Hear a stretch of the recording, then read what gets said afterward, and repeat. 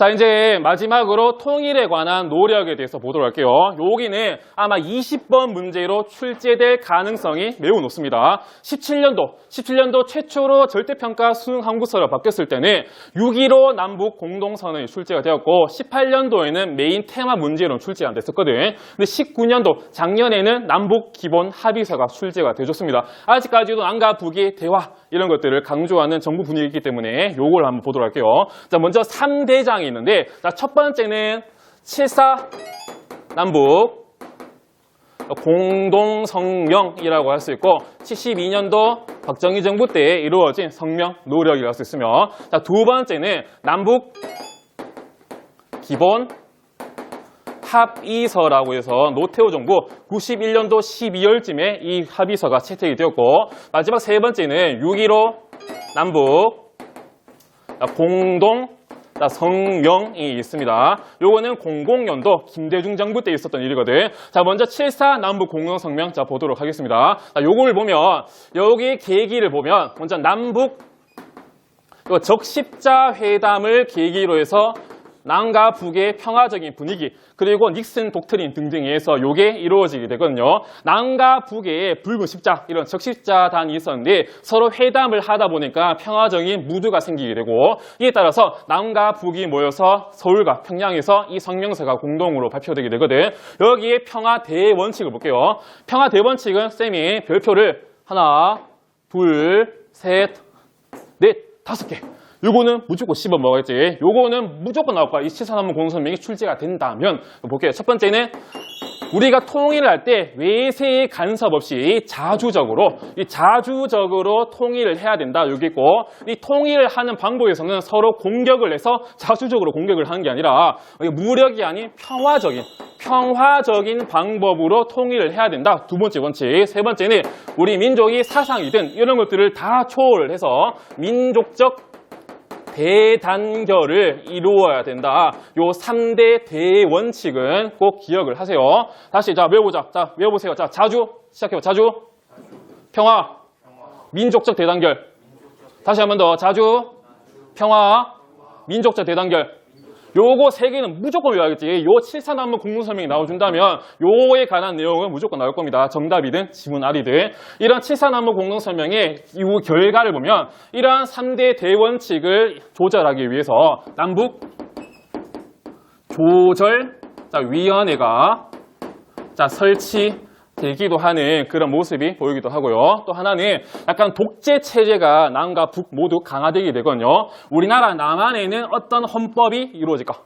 72년도에 새로운 헌법, 한국적 민주주의, 유신, 오케이 유신 헌법이 생기게 되고, 자, 북한에는 주체 사상을 강조하는 이 사회주의 헌법이 반포가 됨으로써 남과 북이 서로 독재체제가 강화되는 결과가 나오기도 하니까 이거 아시면 되겠고요. 자, 그 다음에 남북 기본 합의서 요걸 보도록 할게. 요거는 작년 19년도 20번 문제로 기출이 됐었거든. 요때는 노태우 정부 때인데 노태우 정부 때는 요 북방 외교를 강조하는 모습이 나오기도 합니다. 우리나라 북쪽에는 어떤 체제의 국가들이 많았을까?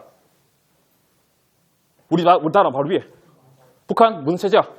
사회주의 또는 공산주의지. 중국, 소련. 그러므로 북쪽의 자유주의 진영인 우리나라에서 사회주의 체제, 공산주의 체제 국가와 서로 수교를 맺고 좋은 관계를 맺는 걸 북방 외교로 하거든요. 이런 흐름에 따라서 남북 기본 합의서가 채택이 되게 됩니다. 여기에 대한 여러 가지 흐름을 보면 요거 이전에는 90년에 남북 고위급 회담이 이루어지게 되면서 한 장관급 사람들이 모여서 평화에 대한 얘기를 하기도 했고, 다음에 또 하나 봤을 때 남북이 유엔에 동시로 가입을 하기도 합니다. 91년도에. 원래 유엔은 남과 북 요 중에 어느 나라만 인정했을까? 남한만. 한반도 내에 유일한 합법 정부는 우리 대한민국이었어요. 근데 북한도 하나의 국가로 인정을 하고 남과 북이 이때 유엔에 동시 가입을 했다는 것은 엄청난 남북관계의 평화에 대한 진보를 할 수 있거든요.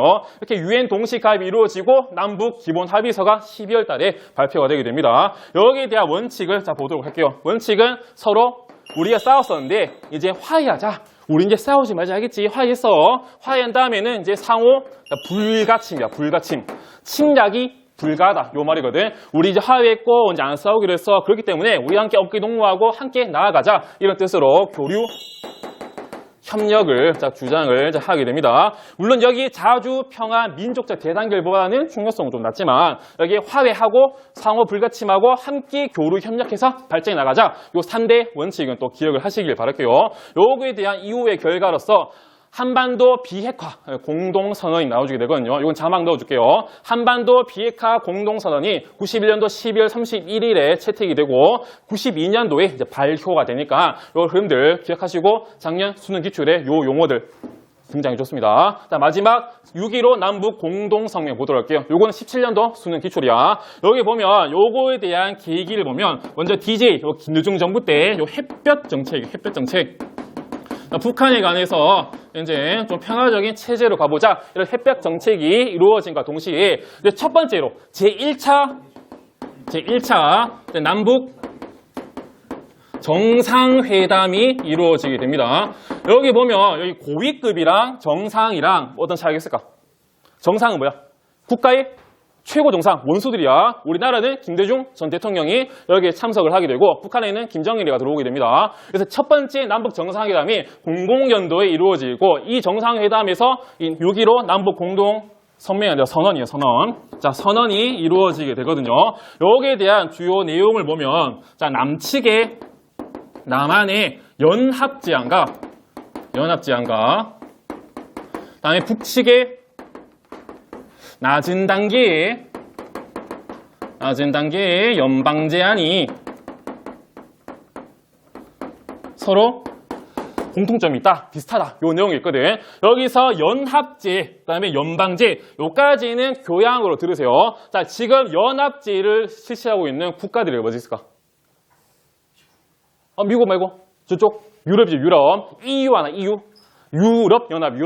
유럽연합에서는 프랑스든 독일이든 이탈리아든 등등 자기의 국가의 고유한 주권을 가지고 있거든요. 뭐 군사도 있고 군대도 있고 외권인데 대신에 공용화폐를 쓴다든지 느슨한 연결체가 연합제라고 써 있고 연방제는 아까 말했듯이 미국이에요, 미국. 여러 가지 연방, 이런 뭐 주들이 있는데 주위에 연방정부가 있고 연방정부의 대통령 트럼프가 현재 이런 주들을 이끄는 약간 연방국가, 연방정부의 힘이 강한 게 바로 이 연방제 하나였는데 이 두 개의 통일 방안에 대해서 서로 공통점이 있다 주장을 하게 됩니다. 여기에 대한 결과로 이제 개성공단이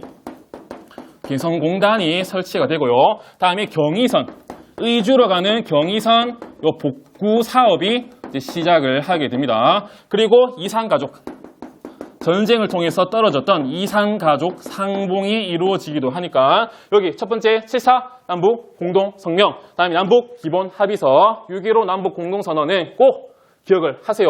18년도에는 메인 테마 문제로 안 나왔지만 충분히 나올 수 있는 그런 문제이기도 합니다. 꼭 기억을 해주시기 바랄게요. 자, 오늘은 여기까지 하겠습니다. 고맙습니다.